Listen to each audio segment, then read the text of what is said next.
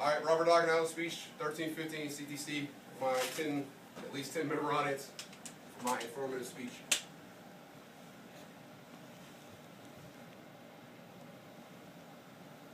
All right, you good? All right. In 1887, there was a group of college students from Harvard that left after a football game. Well, they were running into some unruly fans, and one of them had the idea that, we should kind of beat these people up. So when they threw something to one of the Harvard fans, he grabbed the broomstick and smacked it right back at him. And softball was kind of born at that point. It was a boxing glove that he threw at him, so it's kind of fitting that that's what turned into the first ball. Was a boxing glove that was literally taped up or, put together with a piece of rope. All right. Now, for softball fans, softball is a great way to unwind at the end of the day, whether it's for competition or just some friends that want to get together and throw the game together. Now, according to the Amateur Softball Association, which is short for ASA, they started regulating the game around 1933 is when they came into practice. Now, last year it estimated that 40 million Americans took point at some point or another in some type of slow pitch, fastball, or fast pitch, or even a youth softball game.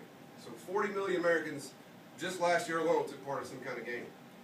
Now, I got a quote from Adrian Coronado, who's 35 years old and he's an Army vet. So it kind of fits into where we go. And pretty much what he said was, softball helps me overcome my fight with post-traumatic stress disorder. So you could say that the sport has kept me going. And I took that from the ASA's online publication of Balls and Strikes from the 2013 March edition. And it kind of helps us relate, everybody's got their own reason for playing a sport. Everybody's got their own reason for not playing a sport. I'm just saying it could be one of those things that help people unwind at the end of the day. Now, like I said, the ASA is known as the actual national governing body for softball. I mean, you've also got USSSA, the United States Conference Association. You've got the ISF, the International Softball Federation. But ASA for us is pretty much the national level for governing body. All right, so the evolution of the game was actually, the inventor was actually known as George Hancock. None of those Harvard students really got a chance to be part of the inventor. He was the one that first originated some rules back in 1889 and kind of put the game together on an actual playing field. All right. Now, in 1933, when the ASA was founded, they were the ones that actually put rules into play for the national stage. Not just pick up games here and there, but they started keeping statistics, awards, trophies, started tournaments, national tournaments on the stage. Today, softball is played in more than 100 countries around the world. Again, fast pitch, slow pitch, youth, it's all a combination. Now, how the game is played. Positions on the field. Everybody pay attention to my two screens, please. We'll start with the catcher and the pitcher. Of course, he's the one that starts every single softball play by throwing the ball to the catcher and attempt for the batter to hit.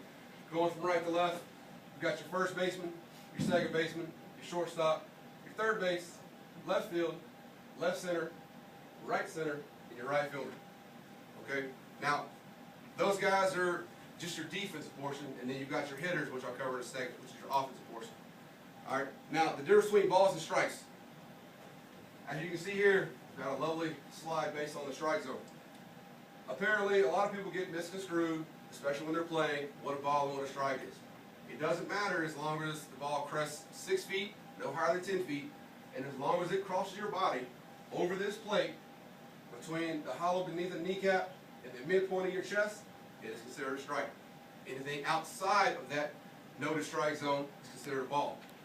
Now, you get 3 balls before you're awarded your 4th ball, and then you're automatically awarded a base. Or you hit 2 strikes before you get that 3rd strike, and you're automatically out. Okay? Now, the innings. The innings are typically, each team gets a chance to hit. The home team will take the field first, and defense, visiting team will take batting first and attempt to score runs. Innings normally go anywhere from 3 to 9 based on your local rules and regulations that can stipulate run rules and things like that. All right, how the game is ended. It's ended. There is no ties in softball. You play until one person is up at the end, and the home team always gets the last chance to score runs to even it out. All right, tools for play. Your old school tools, like I said, it was no more than a boxing glove and a stick.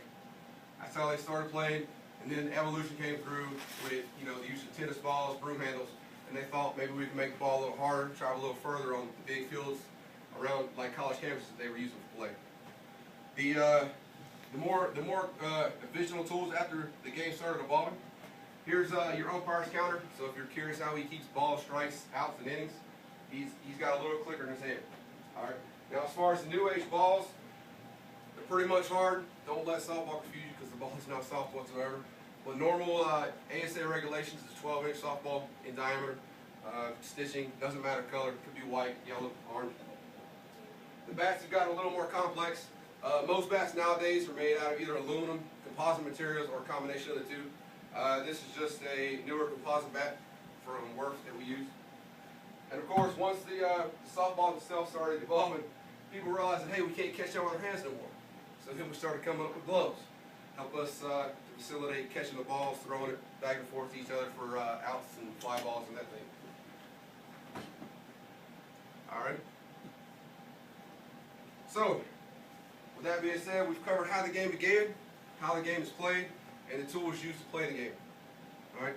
Slow pitch softball is a great sport that gets competitive juices flowing to everybody, no matter if you're a young kid, an old man, or anywhere in between.